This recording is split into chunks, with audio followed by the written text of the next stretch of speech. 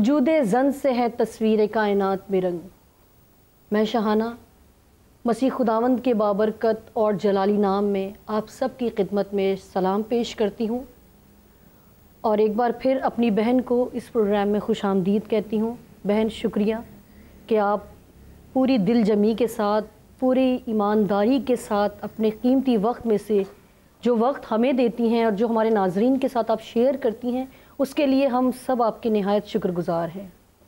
جس طرح ناظرین ہم نے پہلا پروگرام کیا حضرت بی بی حوا کے تعلق سے، تو بہن ایک سوال ایک بہن نے ہم سے کیا ہے جن کا نام سلمہ ہے، اور سیالکوٹ سے انہوں نے سوال کیا ہے کہ آپ نے بتایا تھا کہ جب خدا نے حضرت آدم کو اور حضرت بی بی حوا کو خلق کیا تو ان میں ساری برکات، سارے اختیارات مساوی رکھے.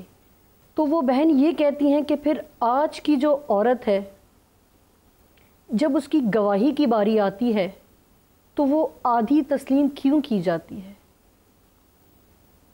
شکریہ شہانہ، آج کے پروگرام میں پھر مجھے خوش آمدید کہنے کے لیے. ناظرین کو میری طرف سے یسوع مسیح کے بابرکت، جلالی اور عظیم نام میں پھر سلام پہنچے.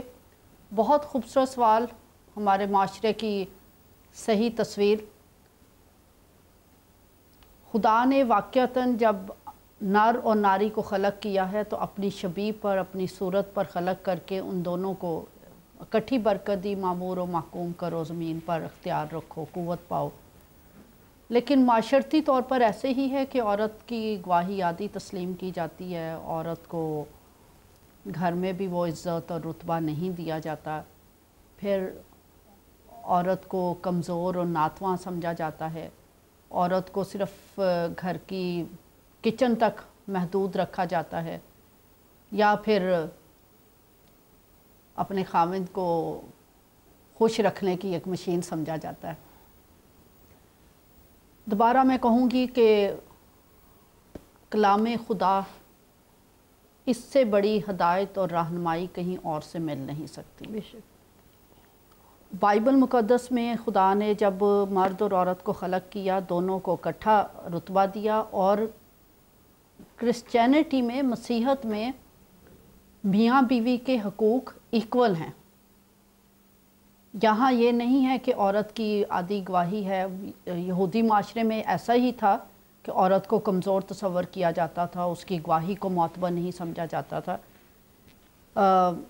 یہودی معاشرے میں ہی نہیں بلکہ میں آج کے اپنے یہاں اس معاشرے کا اگزامپل دیتی ہوں. لاہور شہر میں ایک مسیحی بھائی نے کورٹ میں درخواست لگا دی کہ بائبل مقدس میں جو طلاق کا قانون مقرر کیا گیا ہے اس میں امینڈمنٹ کی ضرورت ہے. ہم جب انسانی طور پر خدا کے احکام کی تشریح کرنے کی کوشش کرتے ہیں تو پھر ہم خود پستی اور کم مائگی کا شکار ہو جاتے ہیں.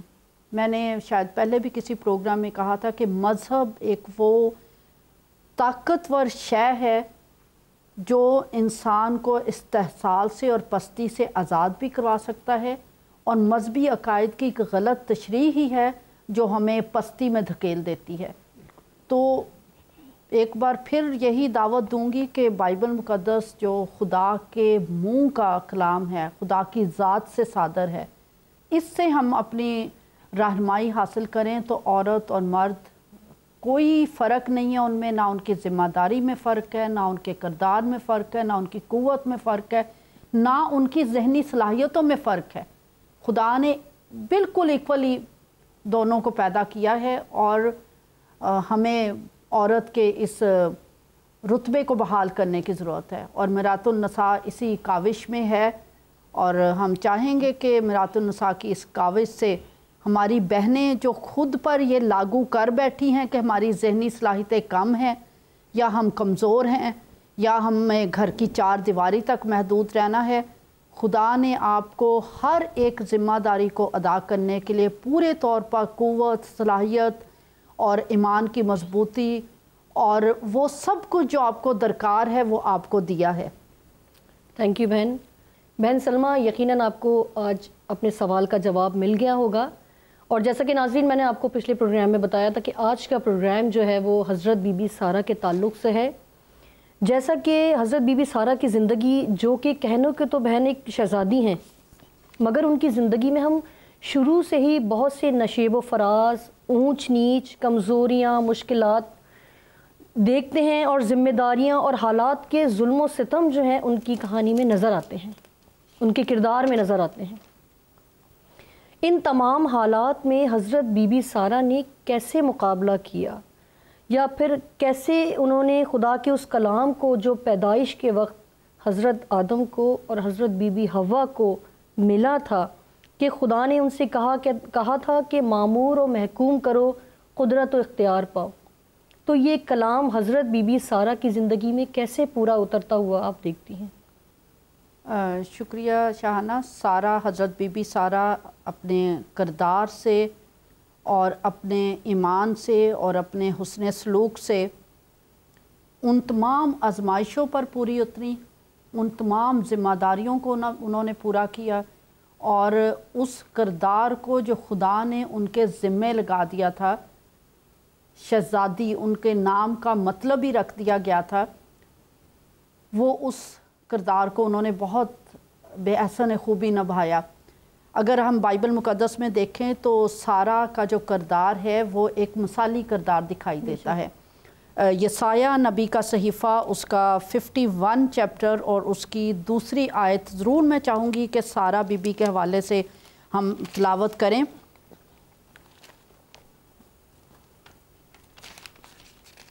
یہاں پر ان کے ایمان کی تعریف کی گئی ہے اور ان کے کردار کو ایمان کی وضاحت کے لیے استعمال کیا گیا ہے. یسایہ نبی کا صحیفہ اس کا 51 چیپٹر اور اس کی 2 ورس لکھیں. اپنے باپ ابراہیم پر اور سارہ پر جس سے تم پیدا ہوئے نگاہ کرو کہ جب میں نے اسے بلایا وہ اکیلا تھا، پر میں نے اس کو برکت دی اور اس کو کثرت بخشی. خدا ابراہیم اور سارہ دونوں کے بلاوے کی بات کر رہا ہے اور دونوں کی برکت کی بات کر رہا ہے. ہم حضرت بی بی سارہ کی زندگی کو اگر دیکھتے ہیں، پیدائش کی کتاب 12ویں باب سے ان کی کہانی شروع ہو جاتی ہے، تو وہیں پر ہمیں پتہ چلتا ہے کہ خدا حضرت ابراہیم کو کہتا ہے کہ آپ اپنی ذات بوم کو، اپنے رشتہ داروں کو، معاشرے کو، زبان کو، کلچر کو، سب کچھ چھوڑ کر اس جگہ کو چل پڑ جہاں میں تجھے کہتا ہوں. خدا نے جگہ بھی نہیں بتائی، اور ایسے وقت میں جب انہیں جگہ بھی نہیں پتہ، وہ ملک نہیں پتہ، وہ شہر نہیں پتہ، وہ حالات نہیں پتہ، سارہ کی کمال تابع داری دکھائی دیتی ہے. یہاں پر ابراہیم سے تو خدا نے کلام کیا تھا، خدا نے بات کی تھی، لیکن سارہ تو اپنے خامد کے تابع داری میں اس نے کوئی حیل و حجت نہیں کی، کوئی بحث مباحثہ نہیں کیا، بلکہ پوری فرما برداری سے وہ اپنے خامد کے ساتھ چل پڑی ہے اس نئی ذمہ داری کو لینے کے لیے، اس نئی جگہ کو دریافت کرنے کے لیے، ان تمام حالات کا مقابلہ کرنے کے لیے جہاں خدا اس کے خامد کو لے کر جا رہا تھا. تو وہ اگر ہم سارہ اور حضرت ابراہیم کے زندگی کو دیکھیں تو پیدائش کے وقت ہی جب خدا نے حضرت آدم اور حوا کو ایک جوڑا بنایا تھا، تو بڑی خوبصورت بات پیدائش کی کتاب اور اس کا 2 باب وہاں لکھی ہے کہ جب خدا حوا کو لے کر آتا ہے تو آدم نے کہا یہ تو اب میری ہڈیوں میں سے ہڈی اور میرے گوشت میں سے گوشت ہے، اس لیے وہ ناری کہلائے گی کیونکہ وہ نر سے نکالی گئی. اس واسطے مرد اپنے ماں باپ کو چھوڑے گا اور اپنی بیوی سے ملا رہے گا اور وہ ایک تن ہوں گے. پیدائش کے وقت ہی جب ان کو جوڑا گیا ہے واپس تو کہا گیا وہ ایک تن ہوں گے، اور سارہ نے حضرت ابراہیم کے ساتھ ایک تن ہو کر دکھایا. بہت شکریہ بہن. جس طرح آپ نے بڑی خوبصورتی کے ساتھ ایک بیوی کے کیریکٹر کو بیان کیا، کیا آج کی عورت ان مشکلات کا، ان حالات میں سے گزرنے کا حوصلہ رکھتی ہے کہ جب اس کا جیون ساتھی، اس کا شوہر کسی بہت بڑی مشکل میں آتا ہے تو کیا آج کی عورت اس کا ساتھ دینے کے لیے تیار رہتی ہے؟ تھوڑا سا مشکل سوال ہے کیونکہ آج شاید ہم سمجھتے ہیں کہ اگر ہمیں اپنے خامند کا ساتھ دینا ہے تو شاید ہم اپنی شناخت کھو دیں گے، عورت کو ہمیشہ یہ یاد رکھنا چاہیے کہ جب وہ شادی کے بندھن میں بندھ جاتی ہے تو اس کی شناخت کوئی الگ شناخت نہیں ہوتی، بلکہ اس کا خاوند اور وہ دونوں مل کر ایک شناخت کو ترتیب دیتے ہیں۔ تو جو کچھ وہ اپنے خاوند کے ساتھ مل کر کرے گی وہ اسی کی شناخت بنتا چلا جائے گا۔ حضرت ابراہیم اور سارہ بی بی کی زندگی سے ہم یہ سب باتوں کو بہت اچھے طور سے سیکھ سکتے ہیں کہ جیسے جیسے سارہ اپنے بلکہ میں چاہوں گی کہ بائبل مقدس میں ہی دیکھیں کہ سارہ کی اپنے خاوند کے ساتھ تابع داری کو کن الفاظ میں بیان کیا گیا ہے۔ پہلا پطرس اس کا 3 باب اور اس کی 6 آیت، یہ وہ ہستیاں ہیں، یہ وہ پاکیزہ لوگ ہیں، وہ یہ معتبر شخصیات ہیں جن کو ماڈل بنا کر، جن کو اپنے مد نظر رکھ کر ہم اپنی زندگیوں میں بہت کچھ سیکھ سکتے ہیں اور معاشرے میں ایک اچھا کردار ادا کر سکتے ہیں۔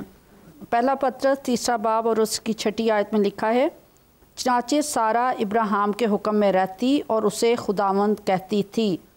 تو یہ اس کی اپنے خاوند کے ساتھ فرما برداری، تابع داری، ایک تن ہونے کو ظاہر کرتا ہے، اور ہم شکر کرتے ہیں کہ سارہ بی بی سارہ کی زندگی سے ہم ایک اچھی بیوی کا نمونہ حاصل کر سکتے ہیں۔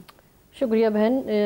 ایک اور نقطہ ہے بہن جو حضرت بی بی سارہ کی زندگی میں ہم دیکھتے ہیں کہ وہ بھانج تھیں، جبکہ خدا نے ان سے وعدہ کیا تھا کہ میں تجھے اولاد دوں گا، مگر انہوں نے پھر بھی اپنی لونڈی ہاجرہ کو اپنے شوہر کو سونپا کہ وہ ان کی بیوی بنے۔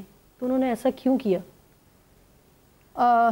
یہ بہت اچھا سوال آپ نے کیا شاہانہ، کہ سارہ بھانج تھی اور آپ نے کہا کہ خدا نے ان سے وعدہ کیا کہ وہ انہیں اولاد دے گا۔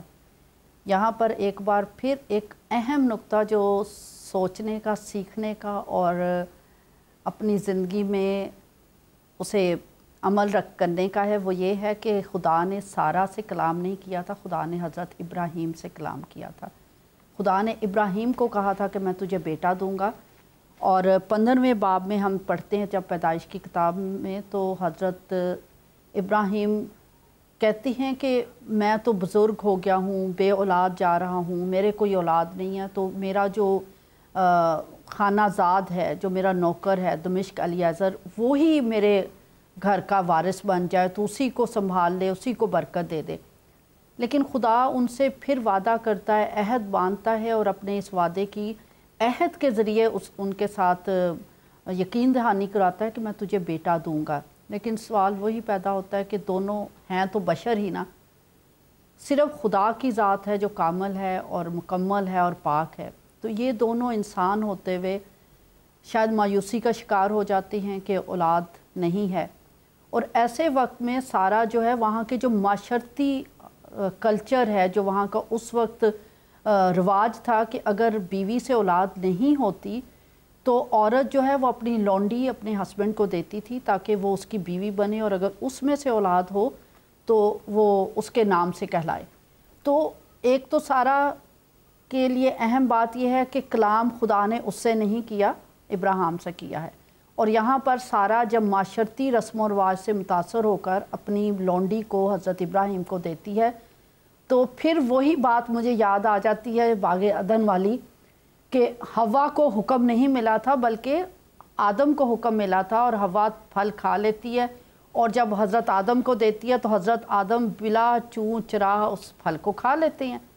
تو یہاں پر بھی وہی بات آتی ہے کہ جب سارہ نے معاشرتی رسم و رواج سے متاثر ہو کر ہاجرہ کو دیا تو حضرت ابراہیم کو کہنا چاہیے تھا کہ خدا نے مجھے وعدہ کیا ہے، خدا نے کہا ہے کہ تیرے صلب سے، سارہ کے صلب سے جو بچہ ہوگا وہی تیری اولاد کہلائے گا۔ لیکن وہ بھی معاشرتی رسم و رواج سے متاثر ہو کر ہاجرہ کو لے لیتی ہیں اور اسے اپنی بیوی بناتی ہیں، اور وہاں ان سے اولاد پیدا ہوتی ہے حضرت اسماعیل۔ تو اگر اس کے لیے ہم دیکھیں پیدائشی کی کتاب اور اس کا 17 باب، تو ہمیں وہ معاشرتی جو ہماری اونچ نیچ ہے ان دونوں خواتین کی زندگی میں دکھائی دیتی ہے۔ یہاں پر حضرت سارہ خود سے یہ فیصلہ کرتی ہیں کہ اپنی لونڈی حضرت ہاجرہ حضرت ابراہیم کو دیتی ہیں کہ ان کی بیوی بنے تاکہ ان سے جو اولاد ہو تو وہ ان کی اولاد کہلائے. لیکن جب وہ حضرت بی بی ہاجرہ حاملہ ہو جاتی ہیں اور وہ ظاہر ہے جب وہ حاملہ ہوتی ہیں تو ان کے اندر تھوڑا فخر آتا ہے. سارہ بی بی سارہ کو یہ بات مناسب محسوس نہیں ہوتی. ان کو اپنی اس بیچارگی کا زیادہ احساس ہونے لگتا ہے, بھانج پن کا احساس اور زیادہ ستانے لگتا ہے. میں چاہوں گی ذرا تھوڑا سا ہم ضرور کلام مقدس میں سے دیکھیں. پیدائش کی کتاب اس کا 16واں باب جب اس کی دوسری آیت.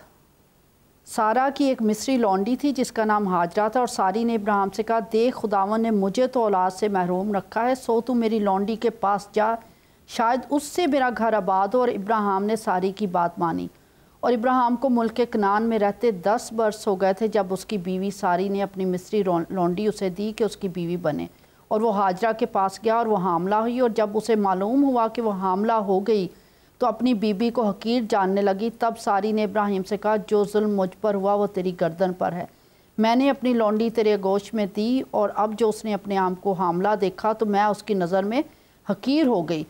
سو خداوند میرے اور تیرے درمیان انصاف کرے. یہ ہے کہ وہ گوشت پوشت کی خواتین تھیں, وہ بھی ان تمام جذبات سے معمور تھی جو ایک عام عورت کے ہوتے ہیں. تو یہاں پر ان دونوں کے درمیان کشمکش ضرور پیدا ہوتی ہے, اور اس کشمکش کا نتیجہ یہ ہوتا ہے. بات یہ ہے کہ انسان جب خدا کی باتوں کو پیچھے ڈال کر اپنے مشوروں کو آگے لے آتا ہے تو پھر معاشرے میں بگاڑ پیدا ہوتا ہے. اور یہی کچھ سارہ حضرت بی بی سارہ سے سرزد ہوا. انہوں نے اپنی سوچ سے 10 سال انتظار کیا, نہیں اولاد ہوئی, تو انہوں نے اپنی سوچ سے حضرت بی بی ہاجرہ کو نے دیا, اور بالکل وہ پھر ہمارے جیسے جذبات کا شکار ہو کر لڑائی بھی ہوتی ہے. اس کو حضرت بی بی ہاجرہ کو نکالا بھی جاتا ہے, اور پھر خدا دوبارہ تائید کرتا ہے حضرت ابراہیم کو کہ میں تجھے اولاد دوں گا, اور میرا وعدہ جو ہے وہ سارہ کے ساتھ ہے. سارہ کیونکہ بائبل مقدس ایک شادی کی تعلیم دیتی ہے, اور خدا کہتا ہے کہ جو عہد کا فرزند ہوگا وہ سارہ ہی میں سے ہوگا, وہ اس کے صلب سے جو بیٹا پیدا ہوگا وہ تیرا بیٹا کہلائے گا. تو ہمیں ہمیشہ یاد رکھنا چاہیے کہ بائبل مقدس میں جو موجود کردار ہیں وہ ہماری ہی طرح گوشت پوست کے انسان ہیں, اور ہمیں ہر وقت خدا کے فضل اور رحم اور اس کی حضوری کا ادراک رہنا چاہیے, اور ہمیں ہمیشہ خدا کی طرف متوجہ رہنا چاہیے تاکہ ہم سے پھر جسمانی کمزوریوں کا شکار ہو کر اس قسم کے فیصلے نہ ہوں جہاں پھر گھر میں جھگڑے جنم لینے لگیں. بالکل صحیح فرمایا بہن آپ نے. ناظرین, اپنی اصلاح کے لیے یقیناً ہم نے آج بہت کچھ سیکھا ہے. ایک اور بات ہم سیکھیں گے کہ اگر آج کی عورت بانجھ ہوتی ہے تو مرد فوراً دوسری شادی کرتا ہے, یا پریشر ہوتا ہے فیملی کا, ساس کا, یا اور ریلیشن شپ میں سے ہمیں اس طرح کے پریشرائز کیا جاتا ہے کہ مرد فوراً دوسری شادی کرتا ہے. مگر یہاں پر ہم دیکھتے ہیں کہ حضرت ابراہیم نے اتنی لمبی زندگی اولاد کے انتظار میں گزاری, انہوں نے جب دوسری شادی کے بارے میں کیوں نہ سوچا؟ بہت خوبصورت پہلو آپ سامنے لائے ہیں کہ حضرت ابراہیم نے کیوں نہیں دوسری شادی کا سوچا جبکہ سارہ بھانج ہے. اور آج معاشرے میں زیادہ تر جو دوسری شادیاں ہیں بھانج پن کو ہی وجہ بنا کر تو فوراً دوسری شادی کر لی جاتی ہے, جبکہ ایک طویل عرصہ حضرت ابراہیم بھی 25 سال انتظار کرتے ہیں اولاد کے لیے جو حضرت سارہ سے جنم لیتی ہے, جسے وعدے کا فرزند حضرت اسحاق کہا جاتا ہے. اور سارہ بھی طویل عرصہ اس بھانج پن کے ساتھ گزارتی ہے, اور پھر وہ خدا سے ہی مانگتی رہتی ہے, لیکن اپنے ہسبینڈ کی وہ تابع داری میں رہتی ہے. تو آج کے دور میں تو میڈیکل سائنس اتنی ترقی کر چکی ہے کہ یہ بھی پتہ چلتا ہے کہ بھانج صرف عورت ہی نہیں ہوتی, مرد بھی ہوتے ہیں. یہاں ہم دیکھتے ہیں کہ سارہ بھانج ہے, لیکن حضرت ابراہیم اپنی بیوی کو وہی محبت, وہی عزت, وہی توجہ, وہی رتبہ دیتے ہیں جو کہ بیوی کا ہونا چاہیے. وہ اپنے دل کی ہر بات اس سے کرتے ہیں, ہر مشورہ اس سے لیتے ہیں, ہر راز اس سے ڈسکس کرتے ہیں. آج کا مرد ایسے نہیں کرتا. یاد رہے کہ بھانج مرد بھی ہوتے ہیں. اگر مرد بھانج ہے تو کیا عورت کو دوسری شادی کی اجازت مل جائے گی؟ میرا یہ سوال آج کے معاشرے سے اور آج کے لوگوں سے ہے کہ آج میڈیکل سائنس یہ بتاتی ہے کہ بھانج مرد بھی ہوتے ہیں. تو بائبل مقدس میں شادی کو ایک مقدس عہد کا نام دیا گیا ہے، اور بائبل مقدس میں خداوند یسوع مسیح کے الفاظ ہیں کہ جنہیں خدا نے جوڑا انہیں آدمی جدا مت کرے. تو آپ جڑ گئے ہیں جب شادی کے بندھن میں، چاہے آپ بھانج ہیں، کچھ بھی ہے، لائف ٹائم وفاداری اور اس عہد کی پاسداری آپ پہ لاگو ہو جاتی ہے. اور یہی کچھ ہم حضرت ابراہیم کی زندگی سے اور سارہ کی زندگی سے سیکھتے ہیں. بہت خوبصورت آپ نے بہن سمجھایا، مجھے بھی بہت اچھی طرح سے سمجھ آیا. یقیناً ہمارے ناظرین کو بھی بہت ڈیٹیل سے آج کے کردار کے بارے میں سمجھ میں آیا ہوگا. اس بات کا سبب کیا ہے بہن کہ آج ہم دیکھتے ہیں کہ سال بھی پورا نہیں ہوتا اور پڑوسی، ہمسائے، رشتہ دار، ساس پوچھنا شروع کر دیتے ہیں کہ کیا وجہ ہے کہ تم اب تک ماں نہیں بنی یا کوئی خوشخبری نہیں آئی. جبکہ حضرت بی بی سارہ جو 90 برس کے بعد ماں بنتی ہیں، جب ان کے بیٹے حضرت اسحاق کو قربانی کے لیے لے جایا جاتا ہے تو بطور ماں ان کے کردار پر آپ ذرا روشنی ڈالیں. دیکھیں، یہ دو چیزیں آپ نے پوچھی ہیں کہ ایک تو سارہ نے اتنا لمبا عرصہ بھانج پن میں گزارا ہے، اور وہ بھی ایک معاشرے میں زندگی گزار رہی تھی. وہ بھی ایک بہو تھی، ایک بیٹی تھی. اس کو بھی ان سوالوں کا سامنا کرنا پڑا ہوگا. اور جب اسے اولاد ہوتی ہے تو وہ کہتی ہیں کہ خدا نے لوگوں کے بیچ میں سے میری ہنسی کو دور کیا، مجھے اولاد والا بنا کے خدا نے سرفراز کیا. تو ایسے وقت میں حضرت سارہ کو بالکل ایک فیصلہ تو ان سے غلط ہو جاتا ہے جب وہ حضرت بی بی ہاجرہ کو دیتی ہیں، لیکن اس کے بعد وہ سیکھ لیتی ہیں کہ اولاد جو ہے وہ خدا کی طرف سے نعمت کے طور پر ملتی ہے. تو یہ سب ماؤں کو، ساسوں کو، معاشرے کے ہر فرد کو سیکھنا چاہیے کہ اولاد کا اختیار خدا کی ذات، خدا کے پاس ہے، وہ انسانوں کے پاس نہیں ہے. اس لیے ہمیں صبر سے اپنی لو خدا کے ساتھ لگانا چاہیے تاکہ خدا ہمیں برکت دے اور ہم اولاد والے بنیں. اور دوسرا سوال آپ نے پوچھا کہ جب اتنے طویل عرصے کے بعد حضرت اسحاق پیدا ہوتے ہیں تو جب انہیں قربانی کے لیے لے جایا جاتا تو ایک ماں کس جگرے سے اپنے بیٹے کو قربانی کے لیے جانے دیتی ہے. تو اس سے پہلے میں چاہوں گی کہ ہم اس کلام کی طرف توجہ کریں جو خداوند کے فرشتہ نے کیا اور جو سارہ نے سنا، جس کے سبب سے وہ اولاد والی ہوئی. پیدائش کی کتاب 18واں باب اور اس کی 9ویں آیت سے خدا کے فرشتے پوچھتے ہیں، پھر انہوں نے اس سے پوچھا کہ تیری بیوی سارہ کہاں ہے؟ ابراہیم نے کہا وہ ڈیرے میں ہے. تب اس نے کہا میں پھر موسم بہار میں تیرے پاس آؤں گا اور دیکھ تیری بیوی سارہ کے بیٹا ہوگا. اور اس کے پیچھے ڈیرے کا دروازہ تھا، سارہ وہاں سے سن رہی تھی. یہ جو لفظ ہے یہاں پر کہ سارہ وہاں سے سن رہی تھی، یہ پہلا موقع ہے کہ سارہ نے براہ راست خدا کے فرشتوں سے خدا کے کلام کو سنا.